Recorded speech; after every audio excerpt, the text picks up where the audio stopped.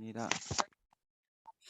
하나님, 오늘도 우리가 함께 이 새벽에 모여서 하나님의 말씀을 같이 공부합니다. 특별히 오늘은 야곱이라는 인물에 대해서 함께 살펴봅니다. 이 야곱의 일생을 통해서 우리 가운데 아버지 주님께서 보여주신 그 길을 볼 수 있도록 도와주시고, 야곱에게 하신 그 약속을 통해서 오늘 우리에게 이루어진 그 약속에 하나님의 신실하심을 또 바라보는 시간이 될 수 있도록 주님 도와주시옵소서. 예수님의 이름으로 기도합니다. 아멘. 아멘.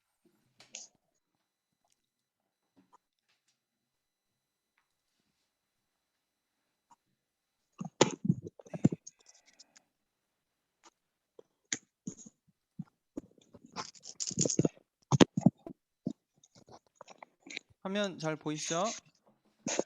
네. 네. 다들 음소거 하겠습니다.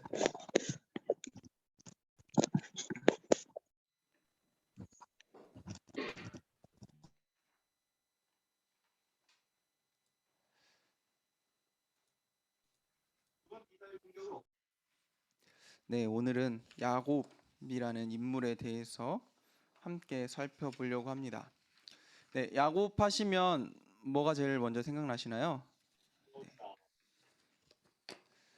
팥죽 생각나실 테고, 또 쌍둥이, 뭐 이렇게 쌍둥이 이런 것도 생각나실 테고, 네, 장자권, 네, 야곱 하면은 또 장자권이 생각나실 테고, 야곱은 12아들, 네, 이스라엘, 그리고 뭐 라헬, 여러 가지 생각나시는 이야기가 굉장히 많습니다. 실제로 야곱에 대해서 창세기에서 기록된 분량도 엄청나게 많습니다. 그래서 오늘 이 야곱에 대해서 함께 공부할 때 야곱 오늘 책에는 이 야곱의 제목을 변화된 야곱이라고 써놨어요. 그래서 이것을 중심으로 책의 질문도 이제 주어지는데, 어떻게 야곱이라는 인물이 하나님을 만나서 변화되었는가, 이것에 대해서 오늘 좀 중점적으로 함께 이야기를 할 것입니다. 저는 이제 야곱을 생각하면은 이 한 단어가 주로 떠오릅니다. 무엇이냐? 네, 여기 보이시는 것처럼 중간에 험악한 세월입니다. 험악한 세월. 네. 이 험악한 세월, 야곱의 일생을 돌아보면은 야곱만큼 이런 험악한 세월을 보낸 사람이 성경에 그렇게 많이 등장하지 않아요. 처음 말씀드렸던 것처럼 야곱에 대한 분량이 많기도 하지만 야곱의 인생이 참 다사다난하다라고 볼 수가 있겠습니다.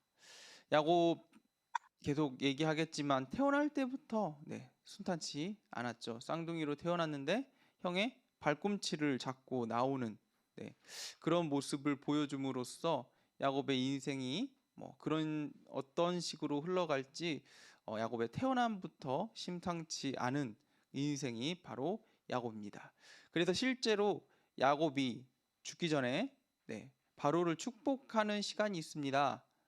이삭을 만나고 이삭과 잃어버렸던 이삭을 찾게 되면서 이집트로 온 야곱이 바로 왕 앞에 가서 바로를 축복하면서 자기의 인생에 대해서 이렇게 이야기해요. 내가 험악한 세월을 지나왔다.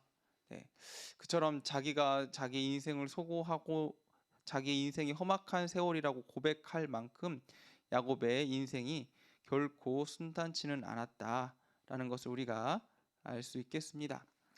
자, 우리 오늘 이렇게 야곱에 대해서 이야기할 때 이 1, 2, 3, 4, 5는 책에 나오는 이 질문의 순서이죠. 먼저는 야곱의 일생에 대해서 우리가 함께 살펴볼 것이고, 2, 3, 4, 5는 사실 한 사건입니다. 야곱이 브니엘에서 야복 강가에서 하나님을 만난 이 사건, 야곱이 인생의 가장 중요한 사건 중에 하나이죠. 이 사건을 통해서 야곱의 이름이 이스라엘이다 라고 변화되게 되었는데, 2, 3, 4, 5는 또 묶어가지고 함께 보도록 하고, 먼저 1번 야곱이라는 인물에 대해서 한번 집중적으로 보는 시간을 가져보도록 하겠습니다. 먼저 야곱의 이동 동선을 함께 잠깐 볼게요. 보시면 야곱이라는 인물이 이스라엘에서 한 곳에 머물면서 살아간 것이 아니라 굉장히 많은 곳들을 이동하면서 살아갔다는 것을 볼 수 있습니다. 네, 초창기 때 야곱은 여기 이 근처에서 살았어요. 네, 그러다가 야곱이 에서로부터 도망가서 하란 여기까지 삼촌이 있는 데까지 네, 여기까지 도망갔다가 다시 돌아와서 이 중간에서 좀 살다가 다시 밑으로 내려와서 여기서 살다가 나중에 인생의 후반기에는 여기 이집트까지 가서 여기서 생을 마치게 됩니다. 그래서 야곱이 한 곳에서 머물러 산 게 아니라 이스라엘의 뭐 북쪽에서 남쪽까지 거의 뭐 평생 동안 계속 이동하면서 살았다. 그런데 그가 뭐 그렇게 하고 싶어서 한 것이 아니라 그의 일생이 그를 그렇게 만들었다라고 이 정도만 기억하시면 되겠습니다. 야곱의 이름의 뜻이 무엇이냐? 네, 바로 속이는 자. 네, 요즘 말로 따지면 사기꾼이죠. 속이는 자. 그의 이름이 네, 속이는 자였어요. 왜 이렇게까지 지었느냐? 야곱의 일생을 보면 그가 꾀가 많았습니다. 네, 좋은 말로 꾀가 많고 나쁜 말로 네, 사기꾼. 네, 남을 속이는 것을 너무 잘했어요. 그래서 그것 때문에 그가 많은 이익도 받지만 그것 때문에 그의 일생이 순탄치 않은 길로 접어들었습니다. 자기의 꾀를 의지한다는 것, 그 무엇입니까? 자기의 힘을 의지하고 자기의 능력대로 살아갔던 야곱이다. 그의 일생이 자기의 힘에 의지해서 살아갔다라고 우리가 볼 수 있죠. 그런데 그의 이름이 한번 바뀌게 됩니다. 아까 말씀드렸던 것처럼 야복강가에서 하나님께서 이스라엘이다 라고 이름을 바꿔주십니다. 이게 무엇입니까? 하나님과 겨루어 이겼다. 네, 야곱이 속이는 자였는데 그의 이름이 하나님과 겨루어 이겼다로 변화되죠. 그 이유가 무엇이죠? 그 전까지는 하나님과 상관이 없이 자기의 꾀로 살았다면 이후로는 하나님과 함께 살아가는 인생이 되었다. 네, 그래서 그의 이름을 이스라엘로 변화시켜 주십니다. 사실상 이스라엘이라는 민족이 이 야곱으로부터 시작이 되었다라고 보시면 되겠습니다. 그래서 하나님께서 이스라엘이라는 민족을 만드시기 위해서 야곱의 인생을 부르셨다라고 볼 수도 있고, 또한 야곱에게 약속하신 대로 하나님께서 이루어 주셨다 이렇게 볼 수도 있겠죠. 네, 우리가 믿음의 눈으로 보면 하나님의 약속이 이루어졌다라고 보면 될 것 같습니다. 그리고 또 야곱의 가족의 배경을 살펴보면 네, 야곱이 언제 태어났느냐? 그의 아버지는 이삭, 어머니는 리브가. 이삭이 60세 때 리브가를 만납니다. 60살까지 홀로 살다가 이제 아브라함이 자기의 종 엘리에셀을 자기가 원래 살던 하란 땅으로 보내서 그곳에서 동족을 찾아오죠. 그가 바로 리브가죠. 이삭은 리브가를 60살에 만나서 서로 사랑하는데 자녀가 없었어요. 그래서 그의 나이 언제냐면 40살에 만나죠. 제가 지금 잘못 말했네요. 이삭의 나이 40살에 리브가를 만났고 60살에 자녀가 없음을 하나님께 기도를 했더니 하나님께서 이삭에게 자녀를 약속하십니다. 그 자녀가 바로 에서와 야곱이죠. 그래서 60살에 쌍둥이였던 에서와 야곱을 출산했다라고 보시면 됩니다. 그래서 이 창세기 25장 23절에 보면은 하나님께서 이삭에게 자녀를 약속하시면서 이렇게 예언하십니다. 여호와께서 그에게 이르시되 두 국민이 내 태중에 있구나. 두 민족이 내 복중에서 이 족속이 나누리라. 이 족속이 저 족속보다 강하겠고 큰 자가 어린 자를 섬기리라 하셨더라. 네, 하나님께서 말씀하신 대로 큰 자가 어린 자를 섬기는 일, 시작부터 다르죠. 네, 야곱이 그의 형 에서의 발꿈치를 잡고 지지 않게 나오는 장면으로 이야기가 시작이 됩니다. 네, 야곱의 생애 특별히 이렇게 네 등분으로 나눌 수 있을 것 같습니다. 야곱이 어렸을 적. 어렸을 적이라고 해봤자 77살까지입니다. 우리는 뭐 어렸을 적이라고 하면은 7살이라고 하지만 야곱의 유년기는 77살이라고 봅니다. 그래서 77살까지가 야곱의 어렸을 적. 그리고 야곱이 본격적으로 청년 시절을 보낸 때가 77에서 97. 그리고 장년기를 보낸 때가 98에서 129. 그리고 노년기가 130에서 147세. 이건 나이를 기준으로 나눴다기보다 야곱의 일생 가운데 중요한 사건들을 기준으로 나눴다고 보시면 됩니다. 그래서 이 야곱의 유년기 시절은 야곱이 지금 아까 말씀드렸던 것처럼 아버지 이삭과 같이 살던 이 헤브론에서 살던 시절, 그 시절을 기준으로 유년기를 보냈다라고 생각을 해봤고, 그 다음에 야곱이 이제 자기의 형 에서를 피해서 하란 땅에서 나그네로 산 시절을 청년기다라고 나눠봤고, 그리고 야곱이 다시 자기의 아버지와 이 형을 만나러 돌아와서 살았던 시간을 장년기, 그리고 자기 사랑하는 야곱의 아들 누구죠? 요셉을 잃어버리고 나서 슬퍼하다가 애굽에 가서 살았던 시절을 바로 노년기 시절이다라고 한번 나누어 보았습니다. 그렇다면 좀 더 자세하게 한번 이야기해 보도록 하겠습니다. 네, 야곱의 유년 시절. 야곱의 유년 시절도 다다다난했습니다. 왜냐? 야곱인 어렸을 적부터 야곱이 좋아했던 것은 엄마, 형이 좋아했던 것은 사냥. 그래서 형은 그 당시에 건장한 남자들, 그러니까 남자면 이 정도는 해야 된다라는 모든 기준에 충족한 사람이 바로 에서였습니다. 사냥도 잘하고 인기도 많고 아버지와 모든 사람들로부터 대우를 받고 있었던 장자 에서, 못하는 게 없었죠. 반면에 야곱은 몸집도 뭐 별로 그렇게 좋지 않고 사냥하는 것도 좋아하지 않고 집에 앉아서 엄마랑 이야기하고, 뭐 그 당시에 야곱의 어렸을 때 아브라함이 살아 있었을 것이다. 나이를 추측해 봤을 때 야곱의 어렸을 적 시절에는 아브라함이 살아 있었을 것이다라고 추측을 하는데, 그렇게 보자면 어렸을 때 할아버지와 이야기하고 가족들과 집에서 보내는 것이 야곱의 취미였습니다. 그러니까 야곱은 어렸을 적부터 이 자기의 아브라함과 이삭으로부터 하나님의 약속들을 많이 들으면서 자랐을 거예요. 그래서 야곱의 안에는 하나님의 약속에 대한 소망함이 있었어요. 근데 거기다가 더불어서 야곱은 욕심이 많은 사람이었습니다. 그래서 그 야곱이 가질 수 없었던 유일한 것, 첫째로 태어나는 것, 장자권, 이것에 대해서 큰 욕심이 있었던 것 같아요. 그래서 자기의 형 에서에게 떡과 팥죽을 주고 장자권을 갈취하죠. 근데 이게 뭐 사실 장자권이 판다고 팔아지는 것입니까?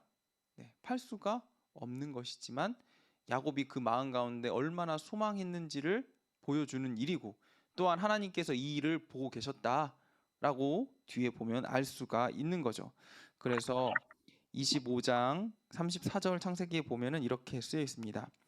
야곱이 떡과 팥죽을 에서에게 주매 에서가 먹으며 마시고 일어나 갔으니 에서가 장자의 명분을 가볍게 여김이었더라. 장자의 명분을 가볍게 여긴 에서와 그것을 소중하게 여긴 야곱의 어떤 차이가 분명히 여기서 드러나게 되는 것이죠. 그것을 하나님께서 지켜보시고 모든 상황을 인도하셨습니다. 창세기 27장에 보면은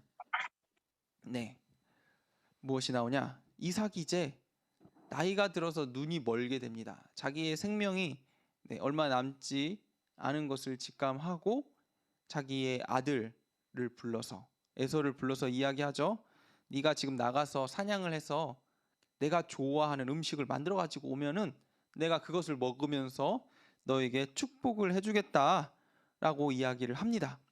그런데 문제는 에서가 이 이야기를 듣는 사이에 그의 어머니가 리브가가 지금 이 이야기를 듣고 있었어요. 그래서 자기의 사랑하는 아들 야곱에게 지금이 기회다라고 이야기를 하죠.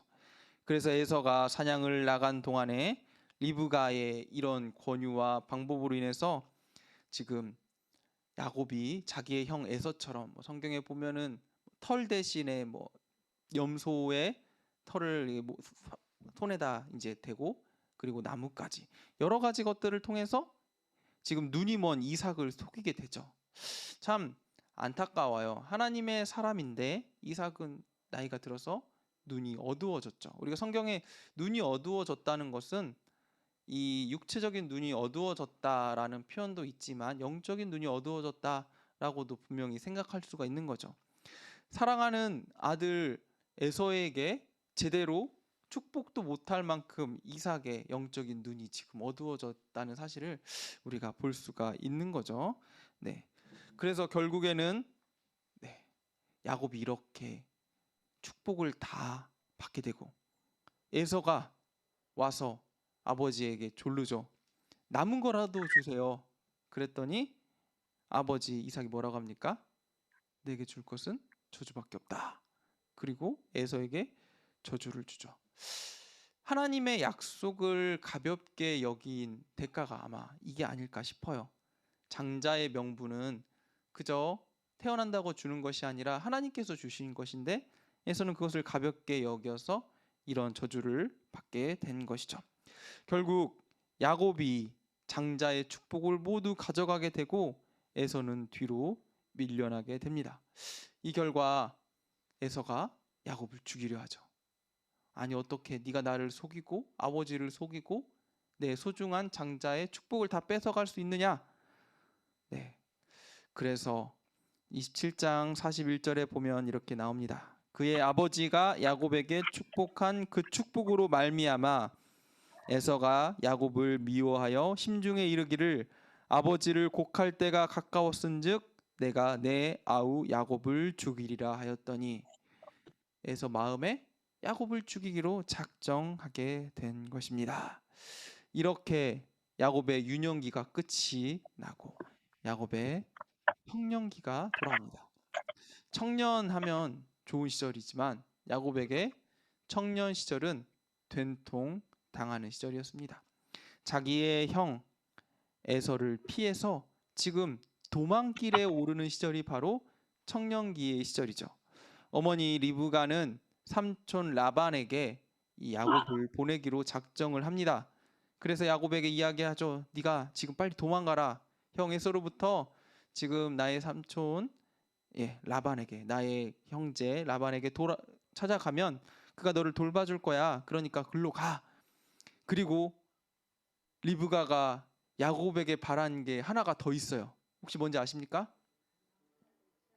아, 네. 정말 너무 정확하게 아십니다. 네. 무엇이냐?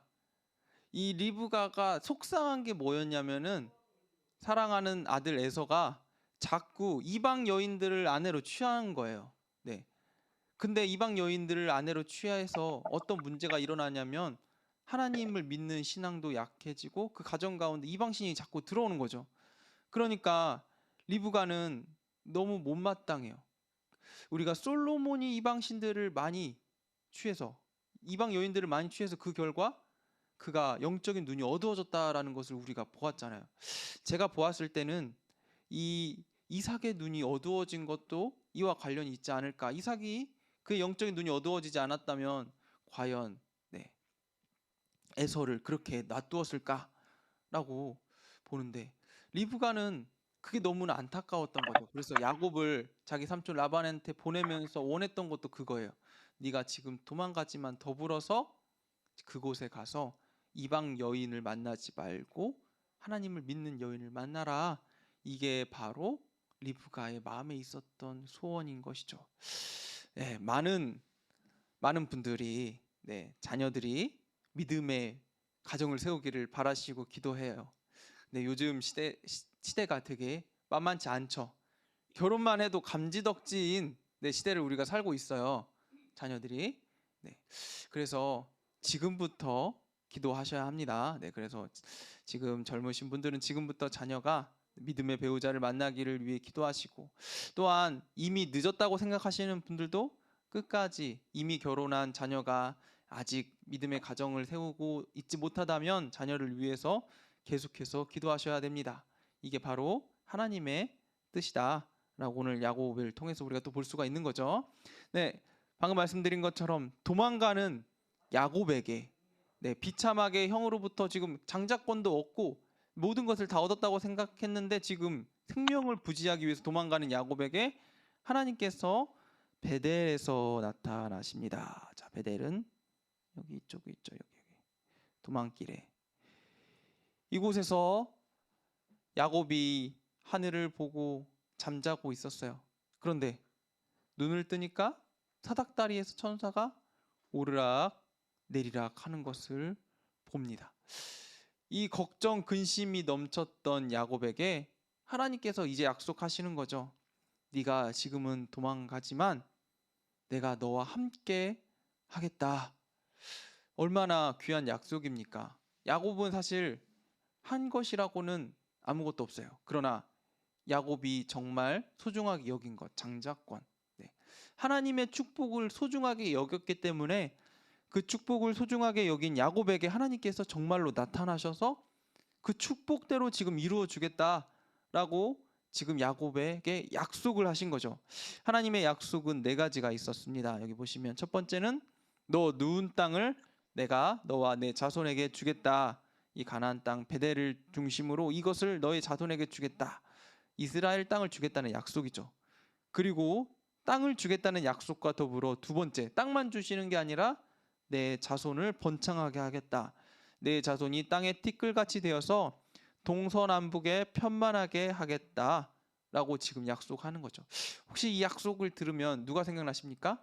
아브라함이 생각나시죠? 하나님께서 아브라함에게 하신 약속을 그의 자녀 이삭과 야곱을 통해서 계속해서 이어나가고 계시다는 사실을 우리가 여기서 또 볼 수 있죠. 얼마나 신실하십니까? 야곱의 네, 아브라함의 대를 이어서 그의 자손까지도 하나님께서 계속해서 이 약속을 지켜나가시는 신실하심을 지금 보여주고 계시는 것입니다. 그리고 여기까지가 약속에 대한 컨펌이었다면 이제는 현실의 문제, 네, 현재 지금 처한 그 문제에 대해서 하나님께서 또 말씀하고 계시는 거죠. 내가 어디로 가든지 너를 지켜주겠다. 그 당시에 여행을 한다는 것, 어딘가로 이동한다는 것은 결코 안전한 일이 아니었습니다. 지금처럼 치안이 잘 돼 있는 것이 아니었기 때문이죠. 수많은 강도로 인해서 모든 것을 다 뺏기고 죽임당할 수도 있고, 그 당시에 살고 있었던 다른 민족들로 인해서 또 죽을 수도 있고, 또한 이곳 이스라엘은 당시에 사자와 이리들도 살고 있었죠. 네. 들짐승으로 인해서 죽을 위기도 분명히 있었습니다. 그러니 야곱이 도망가면서 얼마나 많은 걱정 근심이 있었겠어요. 내가 죽을 수 있겠구나. 그런데 하나님께서 분명히 약속하시죠. 네가 어디로 가든지 어디 있든지 너를 지켜 주겠다. 그리고 더불어 말씀하시죠. 너를 이끌어 이 땅으로 돌아오게 하겠다. 네가 지금 도망가는 신세이지만 결국엔 네가 안전하게 여기까지 지금 약속한 이 베델까지 돌아올 거야 라고 하나님께서 약속하시는 거죠. 네, 우리 시편에 보면 주의 말씀은 내 발에 등이요 내 길의 빛이다. 네, 기억나십니까?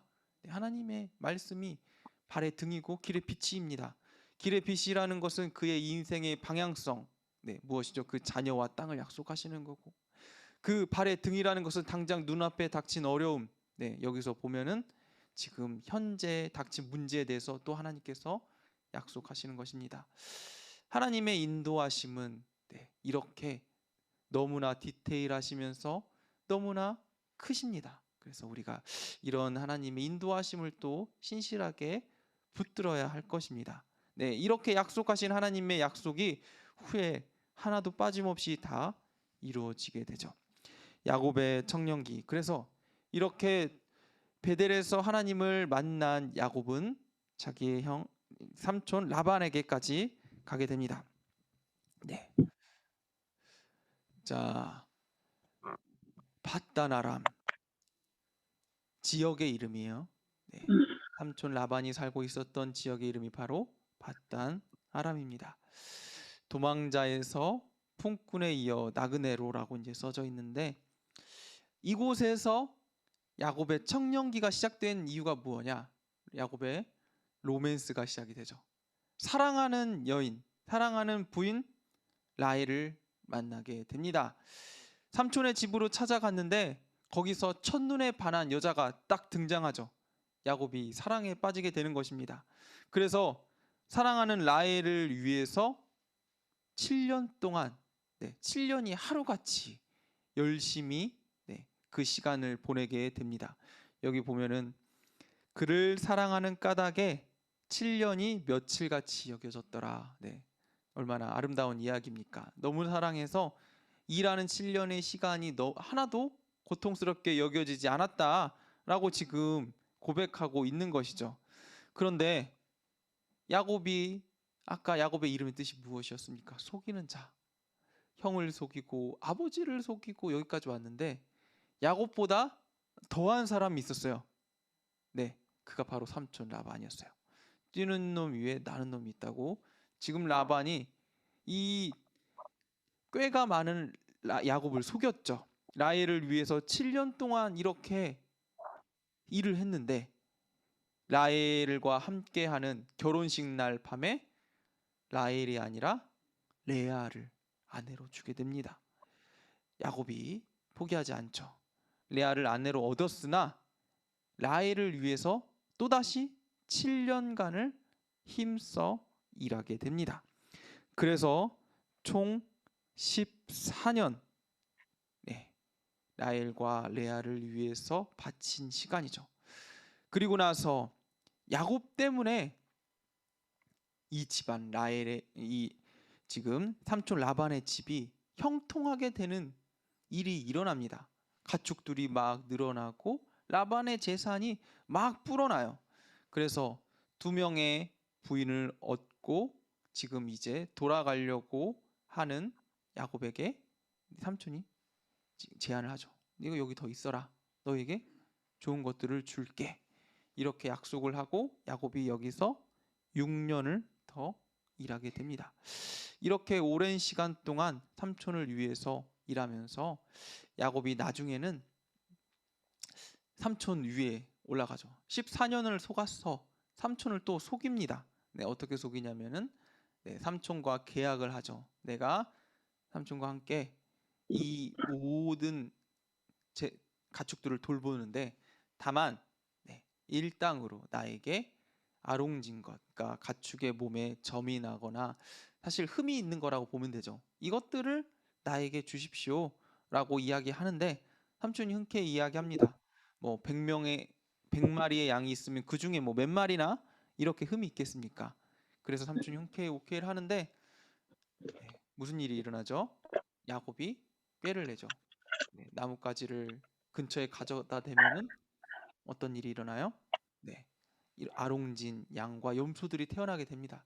여러분, 이 나뭇가지 갖다 댄다고 그런 애들이 태어날까요? 하나님께서 함께 하셨기 때문이죠. 야곱에게 지혜를 주셨음에도 하나님께서 함께 하셨기 때문에 야곱이 그 수고한 만큼 그렇게 결과를 얻게 되는 거죠. 이 과정 가운데 야곱에게 12명, 뭐 정확히 말하면 11명의 아들, 베냐민은 나중에 태어나니까 11명의 아이들이 태어납니다.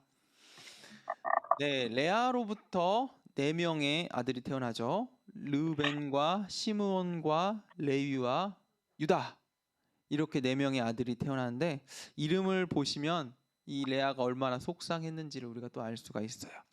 르벤의 아들은 생명. 여보세요? 일어나. 르벤의 아들은 보라 아들이다. 그리고 시므온의 이름은 들으셨다. 레위의 이름은 결속 유다의 이름은 찬송. 네, 레아의 신경 변화가 느껴지십니까? 보라 아들이다, 들으셨다, 결속, 찬송. 이 레아는 사실 야곱이 원한 부인은 아니었어요. 그러니까 야곱이 누구만 사랑했겠어요? 라헬만 사랑했겠어요.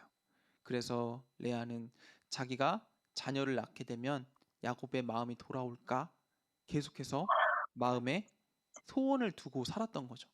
그랬는데 그의 소원대로 지금 하나님께서 레아에게 아들을 주셨죠. 르우벤 첫째를 주셨어요. 그래서 아들을 보면서 이렇게 외치죠. 보라 아들이다. 이의 이름을 르우벤이라고 지으셨습니다. 아들을 하나 낳았는데 야곱이 돌아보지 않는 거예요. 그래서 아들을 하나 더 낳으면 돌아보겠지라고 아들을 낳았는데 그의 이름이 시므온. 그래서 하나님께서 나의 소원을 들으셨다. 그래서 그의 이름이 시므온입니다. 그리고 나서 셋째 레위를 낳습니다. 레위의 이름은 결속이다. 하나됨. 이 야곱과 하나됨을 간절히 바라는 레아의 소원을 보여주고 있는 거죠. 그리고 나서 이제 레아의 마음이 야곱에게서 하나님으로 돌아서죠. 그래서 찬송으로 변화되게 됩니다. 그리고 그의 여종 비라를 통해서도 자녀가 낳게 되는데 단, 납달리. 단의 이름은 억울함을 풀었다. 납달리는 경쟁하여 이겼다라는 뜻입니다. 네. 그리고 실바가 또 자녀를 낳는데 갓, 아셀, 이사갈, 스불론 이렇게 4명의 자녀와 1명의 딸을 낳습니다. 일곱째의 이름은 복되고 아셀의 이름은 기쁜 자, 이사갈의 이름은 값을 주고 샀다, 스불론의 이름은 함께 거한다. 네, 아까 단의 이름이 뭐라고 했죠? 억울함을 풀었다. 납달리의 이름은 경쟁하여 풀었다. 네. 이렇게 레아가 4명의 아들을 갖게 되자 라헬로서는 너무나 속이 상하는 거죠. 왜냐하면은 야곱이 자기를 사랑하는데 자녀를 낳아주지 못하니까. 그래서 라헬은 자기의 지금 여종을 야곱과 동침시켜서 단과 납달리를 낳게 하고 그래서 억울함을 풀었고 경쟁에서 이겼다. 자기에게도 자녀가 생겼음을 이렇게 고백하고 있는 거죠. 그런데 레아는 실바를 통해서 이렇게 4명의 자녀를 낳으면서 찬송부터 이름이 되게 바뀌죠. 유다의 이름은 찬송이었고 갓의 이름은 복되고 아셀의 이름은 기쁜 자.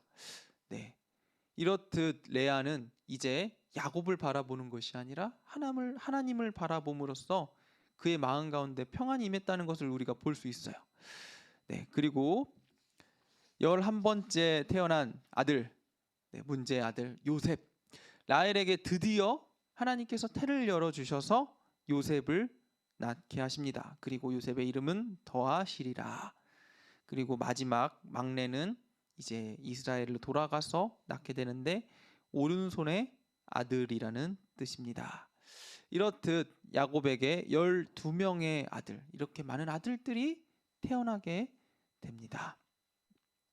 이 12명의 아들을 생각하시면 우리가 또 12지파를 보시면 돼요. 12지파 중에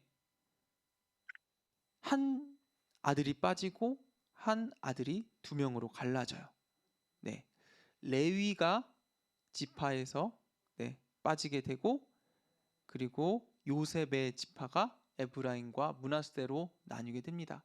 이렇게 12명의 지파로 나누게 됐다는 사실을 또 여기서 야곱의 자녀를 통해서 하나님께서 이렇게 큰 민족을 이루게 됐다는 사실을 또 볼 수가 있는 거죠. 네, 자, 요셉을 낳은 후에 이제 야곱이 삼촌 라반에게 가서 이야기하죠. 내가 이제는 돌아가겠다. 네, 그래서 돌아가게 됩니다. 그런데 야곱이 그냥 돌아간 게 아니라 도망가요. 삼촌으로부터. 네, 이렇게 많은 자녀와 이렇게 많은 재산을 가지고 가는 게 약간의 마음에 걸림이 있었나 봐요. 그래서 도망가는 야곱을 추격한 라반은 야곱과 함께 미스바에서 우리가 서로 이제는 더 이상 싸우지 않겠다라고 약속을 하면서 여기서 약속을 하고 헤어지게 됩니다. 이렇게 야곱의 청년기가 끝이 납니다. 도망가고 속이고 도망가고. 네. 그런데 도망가는 야곱이 도망간 곳이 어딘가? 바로 그가 처음 도망 나왔던 형 에서로부터 도망가는 거죠. 그랬기 때문에 야곱에게는 큰 고민이 있었을 겁니다. 자기가 삼촌 라반에게 가서 2명의 부인과 이렇게 수많은 자녀들을 얻었고 또 수많은 재산을 얻었는데 형에게 돌아가고 싶은데 아버지도 보고 싶고 형도 보고 싶고 내가 고향에 돌아가고 싶은데 형이 과연 나를 용서했을까? 그래서 야곱은 형 에서를 마음을 돌릴 큰 재물, 네, 수많은 예물을 준비해서 형에게 돌아갑니다. 그런데 야곱의 마음에 방금 말씀드린 것처럼 큰 고민이 있죠. 형이 나를 과연 용서했을까? 나를 여전히 죽이려고 하지는 않을까? 그래서 야곱이 먼저 자기의 그 부인과 자녀들과 재산을 앞에 먼저 보내고 자기는 뒤따라 갑니다. 네. 왜? 형이 와가지고 자녀와 재산을 다 취하고 다 죽여도 자기는 도망가려고 얼마나 끝까지 자기의 꾀를 의지하는 사람인지 지금 여기서 볼 수가 있는 거죠. 이렇게 나이가 많이 들었는데도 불구하고 그가 여전히 그의 성품을 버리지 못했습니다. 그런데 이런 야곱에게 하나님께서 나타나십니다. 이게 바로 야복강에서 만난 하나님, 네, 브니엘에서 만난 하나님의 이 사건이죠. 이 사건은 이따가 좀 더 자세하게 또 이야기하도록 하겠습니다. 네, 결국 여기서 야곱의 이름이 이스라엘로 변화되고 야곱은 이 밤에 하나님으로부터 확신을 얻게 되죠. 아, 내가 안전하겠구나 해서 형을 만나게 되죠. 형은 야곱을 용서했고 야곱과 에서가 화해를 하는 장면이 등장을 합니다. 함께 화해를 해서 에서가 자기와 함께 돌아가자라고 이야기하는데 야곱은 돌아가지 않아요. 그리고 숫곳에다가 자기의 집을 짓습니다. 그래서 우리간이라는 곳을 이름 짓고 여기서 야곱이 거하게 되죠. 그런데 야곱이 여기서만 거하는 것이 아니라 이 요단강을 왔다 갔다 하면서 풀을 먹이고 거했던 것 같아요. 그래서 숫곳에서부터 세겜까지 그가 이동합니다. 여기 보시면 여기서 에서를 만나고 여기 숫곳과 세겜 사이에서 야곱이 7년 정도 되는 긴 시간을 거하게 됩니다. 그런데 여기서 거하는 동안에 참 끔찍한 일이 일어납니다. 바로 야곱의 딸 디나가 강간당하는 사건이 일어나게 된 거죠. 이 사건이 왜 일어났는지 알 수는 없으나 추측해 보자면 야곱이 자기의 꾀를 너무 많이 또 의지해서 이런 일이 일어났다고 우리가 추측해 볼 수가 있는 것이죠. 하나님께서는 야곱에게 이곳 베델로 돌아오게 되고 자기의 자녀와 하나님과 함께 살게 될 것임을 약속한 땅은 여기인데 야곱은 여기가 지금 조사오니 하면서 여기에 머무르고 있었던 거죠. 그래서 이곳 세겜에서 자기의 딸이 지금 너무나 수치스러운 일을 당하게 되고 거기서 끝나게 된 것이 아니죠. 이 사건을 통해서 야곱의 두 아들이 살인자가 됩니다. 아까 말씀드렸던 시므온과 레위가 살인자가 되죠. 왜냐, 자기의 여동생 디나를 위해서 세겜 땅에 살고 있었던 수많은 사람들을 다 죽이게 됩니다. 그리고 나서야 야곱이 이곳 하나님과 처음 약속했던 베델 땅으로 내려오게 됩니다. 이곳에 왔더니 이제 하나님의 약속이 드디어 생각이 납니다. 아, 하나님께서 나를 여기로 돌아오시겠다고 하셨구나. 그래서 이곳을 엘 베델, 벳엘이라는 것이 하나님의 집이라는 뜻이에요. 그러니까 벳이 집이고 엘이 하나님이에요. 그런데 베델이 다시 엘 베델로 바뀌었다는 것은 하나님의 집에서 야곱이 다시 하나님을 보았다. 그래서 하나님 집 하나님, 그래서 엘 베델, 그렇게 하나님을 마주 본 집이 되었다라고 해서 엘 베델이라고 야곱이 다시 이름을 짓고 이곳에서 하나님의 약속에 대해서 감사 제사를 지낸 다음에 이 헤브론으로 내려와서 아버지 이삭을 만나게 됩니다. 이렇게 야곱의 장년기가 지나고 이제 야곱의 노년기가 등장합니다. 헤브론에서 지내고 브엘세바에서 다시 지내게 된 야곱에게 12명의 자녀들과 함께 행복하게 살았으면 너무나 좋았을 텐데 야곱이 누구를 편애하냐면 사랑하는 누구 편애하죠? 요셉을 편애하죠. 너무 편해요. 그 이유가 무엇입니까? 사랑하는 여자 라헬의 아들이고 느즈막히 낳은 아들이기 때문이죠. 그래서 막내는 베냐민이지만 사실상 이 12명의 아들 중에 야곱이 라헬로부터 낳은 첫 번째 아들이자 거의 마지막에 낳은 아들이기 때문에 너무나 사랑해서 이 요셉을 편애합니다. 형들이 이 편애 때문에 요셉을 팔아 넘기죠. 사랑했는데 잃어버려요. 얼마나 상실감이 크겠습니까? 야곱의 노년기가 이렇게 지금 어렸을 때는 지금 형에게 쫓겨나서 삼촌한테 가서 지내고 그리고 삼촌한테 가서 삼촌한테 14년간 속이는 긴 세월 지내다가 돌아왔는데 이곳에서 자기의 딸이 또 강간당하는 사건을 맞이하게 되고 여기서 이제 좀 편안하게 살까 했는데 사랑하는 아들 요셉이 사라져요. 얼마나 기구한 인생입니까? 그런데 하나님께서 또 돌아보셔서 야곱에게 사랑하는 요셉을 만나게 되는 기회를 허락하시죠.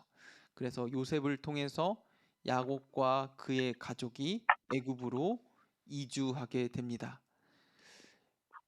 이런 긴 세월을 보낸 야곱이 바로 왕 앞에 가서 고백하는 거죠. 내가 이렇게 험악한 세월을 보냈습니다. 그리고 나서 야곱이 147세에 사망하게 됩니다. 야곱의 일생이 얼마나 험악합니까? 참 기구한 인생이다라고 볼 수가 있는 거죠. 자녀들도 그렇고 그의 인생 자체도 그렇고 참 힘든 인생을 살았습니다. 그런데 이렇게 힘든 인생 가운데 야곱에게 큰 은혜가 있다면 야곱의 평생에 하나님의 축복을 귀하게 여겼고 그 축복대로 야곱이 하나님의 약속을 붙들고 살았기 때문에 이렇게 기구한 인생 가운데서도 하나님의 인도하심과 하나님의 역사를 경험한 것이 야곱의 인생이다. 그래서 그것에 대해서 가장 중요한 사건이 바로 야복강에서 만난 하나님이다 라고 볼 수 있는 것이죠. 야복강에서 만난 하나님의 사건 2번부터 5번 문제를 우리가 또 조금 이 시간 살펴보도록 하겠습니다. 2번 문제는 이렇게 이야기하고 있죠. 야곱이 왜 밤새도록 천사와 씨름하고 있습니까? 창세기 32장 24절에 보면 이렇게 기록되어 있습니다. 야곱은 홀로 남았더니 어떤 사람이 날이 새도록 야곱과 씨름했다. 야곱이 밤새도록 천사와 씨름하고 있었던 이유가 무엇이었냐면 야곱이 지금 형 에서를 만나기 전입니다. 그래서 지금 돌아가는데 마음의 속에 근심 걱정이 너무 많아요. 내가 돌아가면 과연 형이 날 용서했을까? 내가 살 수 있을까? 내 힘으로 괜찮을까? 그래서 야곱이 지금 날이 새도록 천사와 씨름하면서 이야기하는 것이죠. 제발 하나님 나를 도와주십시오. 기도하고 있는 거예요. 밤새도록 기도하고 있었다라고 우리가 동일하게 생각해 보면 되는 거죠. 실제로는 천사와 씨름했지만 우리가 이 씨름하는 과정, 우리가 기도를 표현할 때 기도를 하나님과 씨름한다라고 또 표현을 하잖아요. 하나님과 이렇게 씨름을 하고 있었습니다. 하나님 내 기도를 제발 좀 들어주세요. 하나님 나 좀 살려주세요. 이렇게 밤새도록 하나님을 붙잡고 씨름하고 있는 것입니다. 이 씨름하면서 하는 기도, 야곱의 기도, 야곱의 간구가 무엇입니까? 창세기 32장 25절 26절에 이렇게 기록되어 있어요. 자기가 야곱을 이기지 못함을 보고 그가 야곱의 허벅지 관절을 치매 야곱의 허벅지 관절이 그 사람과 씨름할 때 어긋났더라. 그가 이르되 날이 새려하니 나로 가게 하라. 야곱이 이르되 당신이 내게 축복하지 아니하면 가게 하지 아니하겠나이다. 야곱의 기도 제목이죠. 지금 나를 축복해 주십시오. 내가 에서로부터 죽지 않게 내 인생을 조금 붙들어 주십시오, 하나님. 네. 그런데 언제까지 기도했냐? 밤새도록 기도했는데 천사가 지금 도망가려고 야곱의 환도뼈를 쳤어요. 환도뼈가 어디냐? 허벅지 관절. 네. 여기가 부러지면 걷지 못해요. 네. 그러니까 야곱이 지금 걷지 못하는, 잠깐이 아니에요. 평생. 그가 평생 동안 다리를 절게 되는 지금 그런 안타까운 일이 일어난 거죠. 그런데 너무나 고통 중에 있을 텐데 그런 가운데서도 천사를 놓지 않고 끝까지 붙들어요.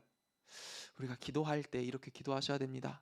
하나님께서 응답하실 때까지, 하나님께서 말씀하실 때까지. 그런데 그 과정이 굉장히 험난합니다. 네. 하루 아침에 정말 기도할 때마다 그 즉시 하나님께서 응답해 주실 때도 있지만 1년이고 10년이고 하나님께서 응답해 주시지 않는 기도 제목도 있어요. 하나님께서 듣고 계시지 않는 것이 아니라 때가 되지 않았기 때문에 하나님께서 말씀하시지 않습니다. 그렇기 때문에 우리는 그때가 될 때까지 하나님을 붙들고 기도해야 합니다. 아까 말씀드렸던 것처럼 우리가 해야 되는 이런 기도들이 몇 가지가 있죠. 네, 가족 구원, 네, 그리고 자녀를 위한 기도. 이런 기도들은 우리가 끝까지 해야 돼요. 전도를 위한 기도, 하나님의 구원을 위한 기도는 우리가 이렇듯 환도뼈가 부러지는 그런 아픔이 있을 때까지 우리가 끝까지 기도해야 된다라고 우리가 보시면 됩니다. 그래서 야곱은 이렇게 환도뼈가 부러지기까지 간구하면서 하나님께 축복을 구했습니다. 이 축복에 하나님께서 어떻게 응답하십니까? 네. 창세기 32장 27절에서 29절 이렇게 등장합니다. 그 사람이 그에게 이르되 내 이름이 무엇이냐? 그가 이르되 야곱입니다. 그가 이르되 내 이름을 다시는 야곱이라 부를 것이 아니요 이스라엘이라 부를 것이니 이는 내가 하나님과 및 사람들과 겨루어 이겼음이라. 야곱이 청하여 당신의 이름을 알려주소서. 그 사람이 이르되 어찌하여 내 이름을 묻느냐 하고 거기서 야곱에게 축복한지라. 네, 하나님께서 야곱의 기도에 어떻게 응답하셨죠? 야곱의 존재를 변화시켜 주셨습니다. 그 전까지 야곱이 속이는 자였다면 이제는 네가 속이는 자가 아니라 하나님과 씨름하는 사람이 될 것이다. 네가 지금 나와 씨름한 것처럼 평생 동안 하나님과 함께하는 사람이 될 거야 라고 말씀해 주셨습니다. 여러분, 이렇게 이름에는 엄청난 능력이 있죠. 하나님께서 야곱의 이름을 이스라엘로 변화시키고 그런 사람이 되게 약속하신 대로 그 사람을 빚어 가시기 시작하십니다. 그때까지만 해도 야곱이 자기의 꾀에 의지하며 살았다면 이제는 하나님을 의지하며 사는 법을 점점 배워나가기 시작하는 거죠. 이후로 야곱이 갑자기 바뀌진 않아요. 이스라엘이란 이름이 주어졌다고 해서 이스라엘처럼만 살지는 않습니다. 그래서 주어진 야곱의 시련이 바로 세겜에서 자기의 딸이 강간당하는 사건이죠. 그렇지만 그런 실수도 하지만 하나님께서 계속해서 야곱을 이스라엘로 빚어 나가시는 것을 우리가 성경에서 보게 되는 것이죠. 우리의 인생도 마찬가지죠. 우리가 예수님을 믿고 주님의 말씀대로 산다고 하루아침에 우리의 혈기와 우리의 모양이 완전히 뒤바뀌진 않지만 하나님께서 우리를 부르신 그 부르신 대로 날마다 빚어가시고 변화시켜 주시는 것이죠. 그래서 우리가 날마다 기도해야 하는 것이죠. 이렇게 하나님께서 신실하게 야곱의 기도에 응답해 주시고 야곱은 이 하나님을 만난 장소를 이렇게 표현하죠. 야곱이 그곳 이름을 무엇이라 불렀습니까? 그 이유가 무엇입니까? 창세기 32장 30절 31절은 이렇게 나오고 있습니다. 야곱이 그곳 이름을 브니엘이라 하였으니 그가 이르기를 내가 하나님과 대면하여 보았으나 내 생명이 보전되었다 함이라. 그 당시에는 하나님을 만난 사람은 다 죽었어요. 그런데 어때죠? 하나님을 보았는데 야곱이 살았어요. 그래서 내가 만난 하나님을 통해서 내가 지금까지 살아있는 게 은혜구나라고 고백하는 그곳이 바로 브니엘이다. 그래서 브니엘을 지날 때에 해가 돋았고 그의 허벅다리로 말미암아 절었더라. 지금 천사로 인해서 그의 허벅다리 뼈가 부러졌던, 그래서 평생 동안 그 다리를 절어야 했던 야곱, 그 안타까운 모습을 보고 그의 형 에서가 그를 긍휼히 여겼습니다. 그래서 그를 용서하고 그를 향한 분노가 눈 녹듯이 풀려서 야곱과 에서가 화해하는 결정적인 방법이 바로 하나님의 방법이죠. 우리가 인간의 눈으로 보기에 야곱이 이렇게 다리를 절게 된 것은 너무나 안타까운 사건입니다. 그러나 이 사건을 통해서 하나님은 선으로 변화시키십니다. 야곱과 에서의 관계를 회복시켜 주신 것이죠. 여러분, 우리의 삶 가운데 고난이 찾아오시고 우리의 생각에 조금 하나님이 이해되지 않는 사건들이 있으십니까?